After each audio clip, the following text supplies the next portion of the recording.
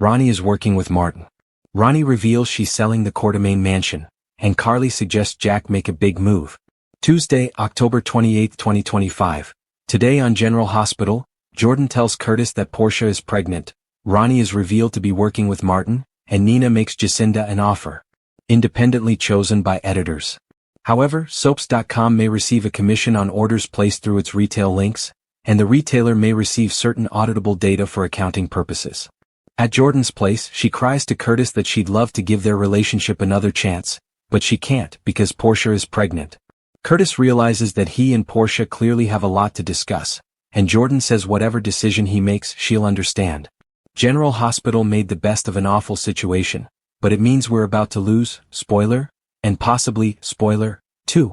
Jordan knows Curtis' priority must be the baby. Curtis calls her amazing and thanks her for her honesty.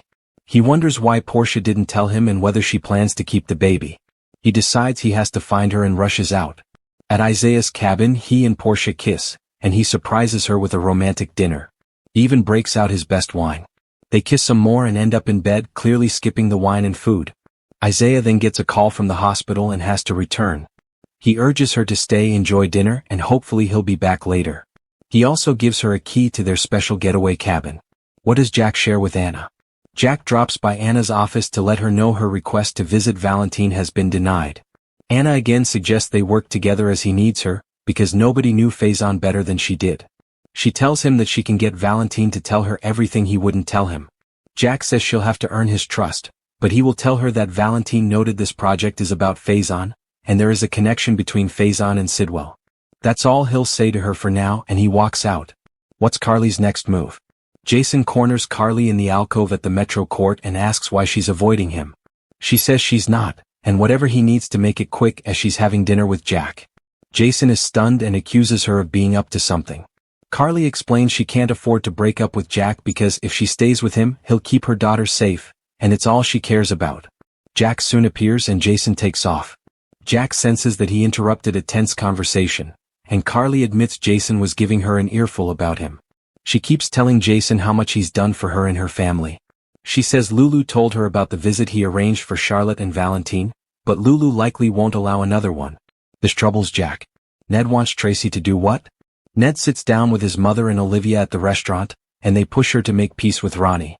Tracy refuses, and Ned says grandfather would be ashamed of her, as possession is 9/10 of the law, and she let herself get kicked out of the mansion.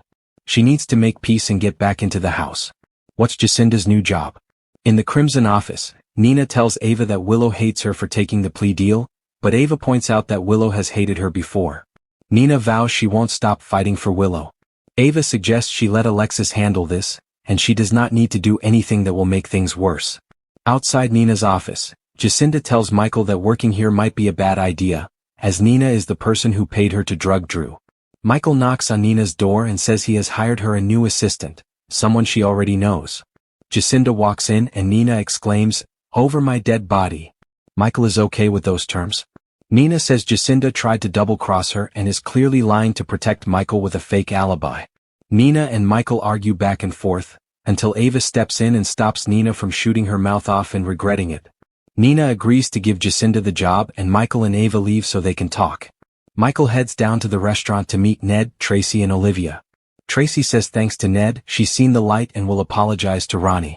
Ned suggests they do this tonight. Jason asks Anna for help. Jason heads to Anna's office and asks for her help finding a way to get Joss out of the WSB. Anna says there is no way to extricate her and she would have to leave on her own. However, they could work to get her out from under Jack's thumb, which might put her in less dangerous scenarios moving forward. Is Ronnie no good? Martin shows up at the Quartermain mansion on Drew's behalf and believes he can change Ronnie's mind about selling the place. Ronnie reminds him that he said they shouldn't be seen together. He says nobody will suspect they are working together, and if he hadn't reached out to her, she'd still be waiting tables.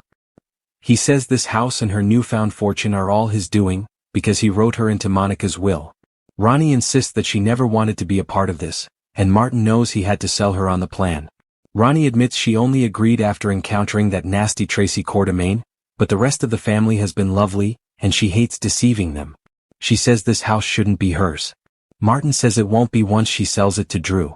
Ronnie refuses as Monica loved this house and she won't go against her wishes. Martin says she will because he must have his revenge and see that Tracy loses everything. Ronnie begins to figure things out and realizes Martin is the one who drugged her tea to set this in motion. Ronnie says this has gone too far and can't continue. Martin becomes cold and angry and says nothing can be traced back to him, and she will be the one to end up in prison. So he states she will keep her mouth shut and sell the house to Drew, or he'll take away everything she has including her freedom. Damn, Martin can be one hell of a monster. In the show's final moments.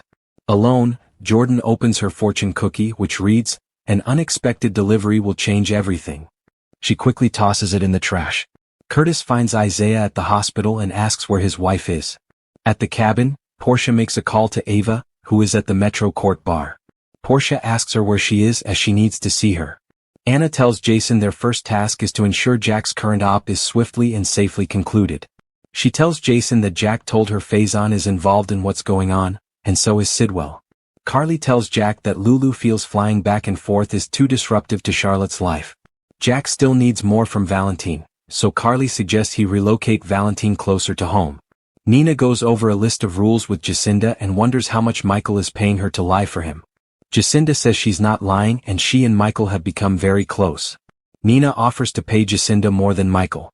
Ronnie is alone at home when Tracy, Olivia, Michael and Ned show up.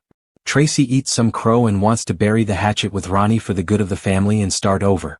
Ronnie agrees they all could use a fresh start, which is why she is selling the house.